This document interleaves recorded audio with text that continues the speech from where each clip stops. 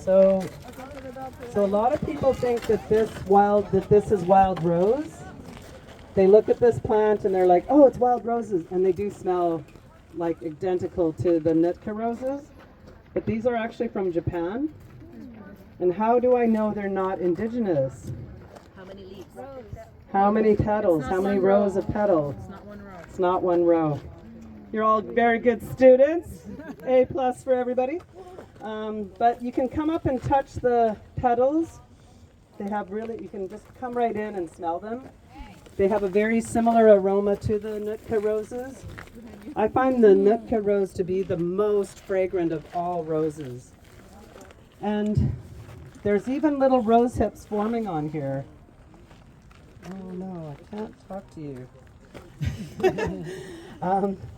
There's little rose hips forming on here that you can see underneath the flowers. So if you want to come up and look, I'll let you all do that. I'll just stand over here and people can.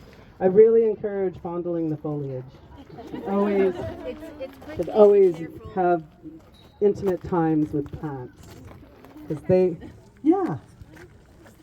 it won't hurt you. Touch the rose petals, not the thorns. The thorns will hurt. But the flower petals won't. They'll make you feel good. So I've always thought it's really amazing that roses were used as the symbol of love. And people give roses when they love somebody. And different colors mean everything, different things. But what's amazing is that it actually helps your cardiovascular system, the wild rose. And actually all roses do. But the wild rose is the highest level of vitamin C that you'll get. And it is also, I pair rose hips with hawthorn berries, and hawthorn are for your heart, and the rose hips are for your blood pressure. So I started using rose hips when I was pregnant, so that was about 32 years ago. And I was like, oh, I mean, I used them for a while for colds and stuff, but then when I got pregnant, I found my blood pressure went way down, where I was just walking like a zombie. So I was reading up what's wrong. Oh, your blood pressure. So I took a bit, and it brought it up to where I needed it to go. Now, in my older years, I have high blood pressure, so I drink it, and it brings it down.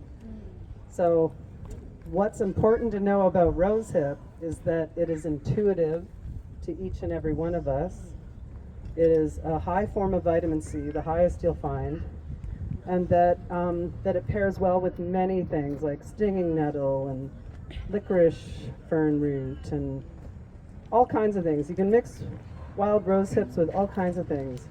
But the biggest thing to know is that when you're harvesting them, and this is about climate change too.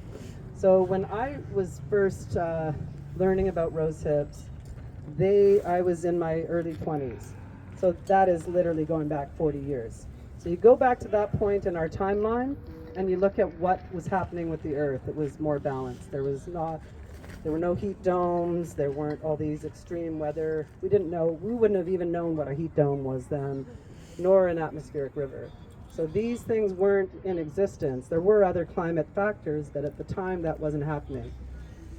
Why I'm saying that is that the wild rose hips should not actually start turning color till early to mid-August. And then by the end of August, they should be red or orange. And then in September, the frost hits and freezes them. This is very important because now they are ripe in July. So it's a month and a half to 2 months earlier. So how we have to address that is you pick them when they're ready, when they're fully red, and you pick them and you freeze them right away. And you let them sit in your freezer. Better to wait till the fall, then you can collect through the summer and collect other things you want to blend with them. And then the fun part is you now have to process those, which, one of my friends, she started a program, and we were like, how are we going to process all these rose hips? So she created a program called Rose Hips and Reciprocity, and I was like, that's great. So we had lots of people come, a lot of settlers wanted to come and learn. And so that was the reciprocity factor, was learning from us. And rose hips take several steps to process.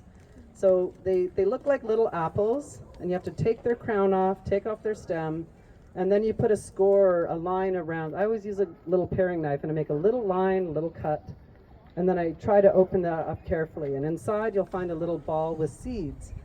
This is the reason why we take those seeds out, is that they're covered in a irritating fluff. And if you drink that, kids always love this part, you're going to get an effect called itchy bum.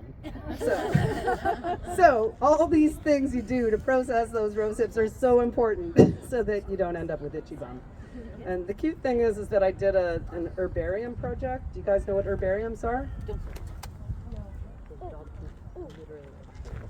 So an herbarium is where you take a plant, you flatten it, and you try to get as many parts of the plant as you can, so you can dry it, flatten it, and then you write a little blurb about the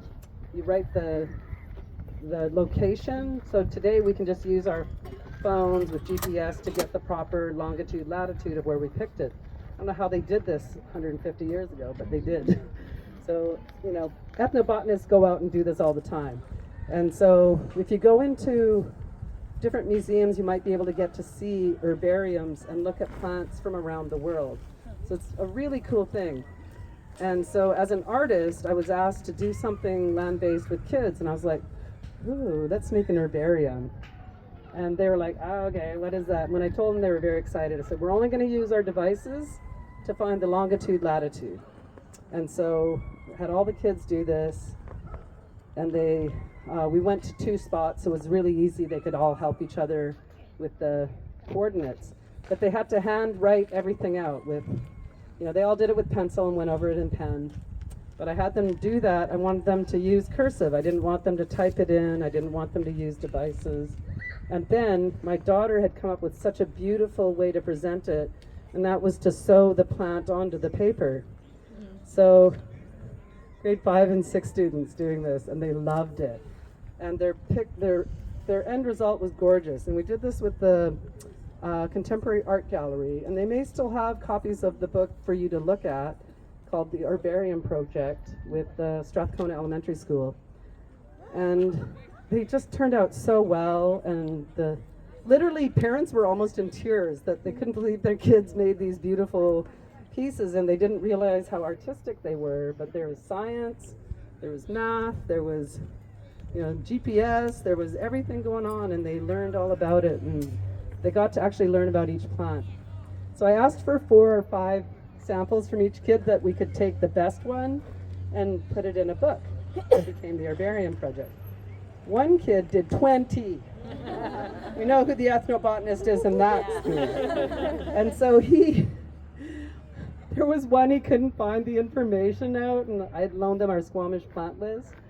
And he went online, he still couldn't find the proper name, and then his mom's like, oh, just write anything. And he just slammed his hands down on the table and said, Cease will know! No! And I could not do this. Mother was like, oh, who is this Cease? It was like I didn't enforce it, but I just loved his passion. I'm like, yeah, buddy.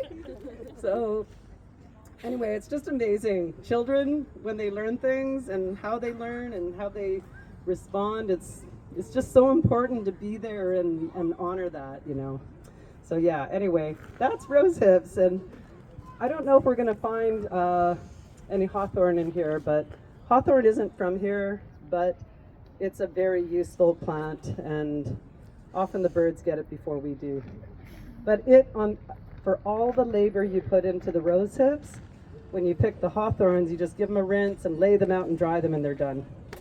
And so you can do all that, but just sit and labor. What I do is I sit and either hang out with people or I watch TV, and I just sit there and I do that. But you have to rinse your hands quite a bit because the fuzz kind of builds up almost like a callus, and then you have to rinse that off, and then you realize how itchy it is, and you're like, no, I don't want that in my body.